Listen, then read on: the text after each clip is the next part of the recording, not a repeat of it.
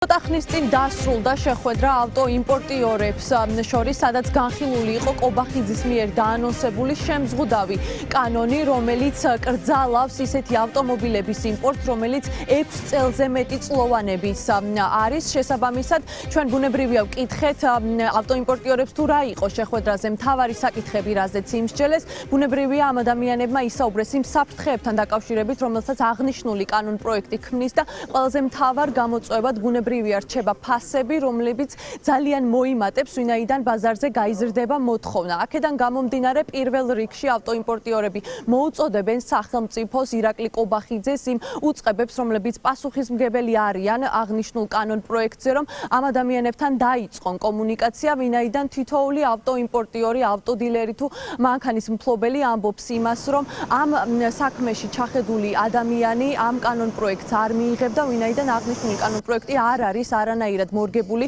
იმ ადამიანებზე, რომლებსაც მსგავსი ბიზნესი აქვთ და არც იმ მოქალაქეებზე, რომლებისთვისაც საჭიროებას წარმოადგენს მანქანა. სწორედ ამის გამო ისინი პირველ რიგში მოითხოვენ მოლაპარაკებებს, რომ გაეცნონ დეტალებში უფრო ყურადღებით იმ მნიშვნელოვან საკითხებს, რამაც შესაძლოა, რომ გავლენა იქონიოს მომავალში, ხოლო თუ აღნიშნული მოთხოვნა არ დაკმაყოფილდება და მოლაპარაკებები არ შედგება, ავტოდილერები უკვე აორგანიზებენ და აანონსებენ აქციებს და პროტესტს. პირველი აქცია დაანონსდა მომდევნო შაბათს დღეს რუსთავის ავტობაზრობაზე, სადაც შეიკრიბებიან ის ავტოდილერები თუ ის მოქალაქეები, რომლებსაც აღნიშნული საკითხი აწუხებთ. ასევე ავტოდილერები აორგანიზებენ ასევე საინფორმაციო კამპანიასაც, რომლის მიხედვითაც ისინი საზოგადოებას გააცნობენ თუ რამდენად მნიშვნელოვანი საკითხი არის აღნიშნული კანონპროექტი, რამდენად გავლენას იქონიებს თითოეულ მოქალაქეზე, ვინაიდან აღნიშნული კანონპროექტი საფრთხეს უქმნის როგორც შიდა ბაზარს, ასევე გარე ბაზარსაც და ავტოდილერების მთავარი სათქმელი არის ის, რომ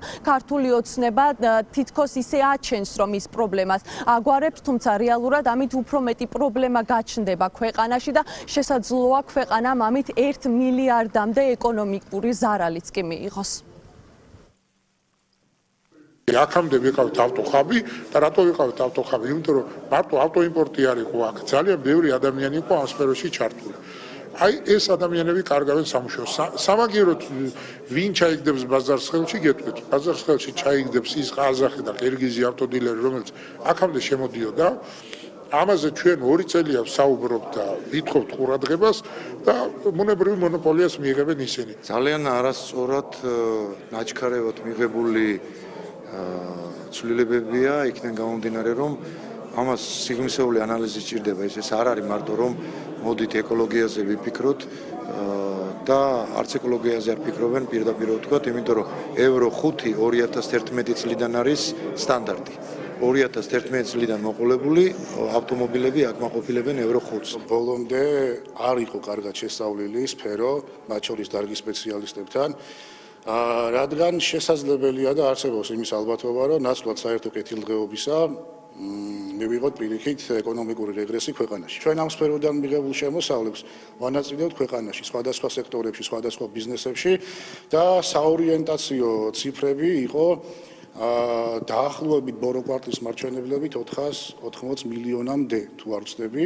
შესაბამისად საუბარია იმაზე, რომ არსებობს ალბათობა ქვეყანამ წლის განმავლობაში 1 მილიარდ დოლარამდე ზარალი მიიღოს. ყველანაირად ვეცდებით, რომ მოკლედ მოლაპარაკებებში ჩავეშვათ სახელმწიფო ორგანოებთან და მოკლედ შევარბილოთ მაქსიმალურად ეს კანონი ისე, რომ მთავრობის ინტერესებიც იქნას გატარებული და ჩვენი როგორც ავტოდილერების, ასევე ჩვეულებრივი ხალხის, რომელიც ესე ვთქვათ, თავიანთ ოჯახებს ავტომობილებით არჩენს.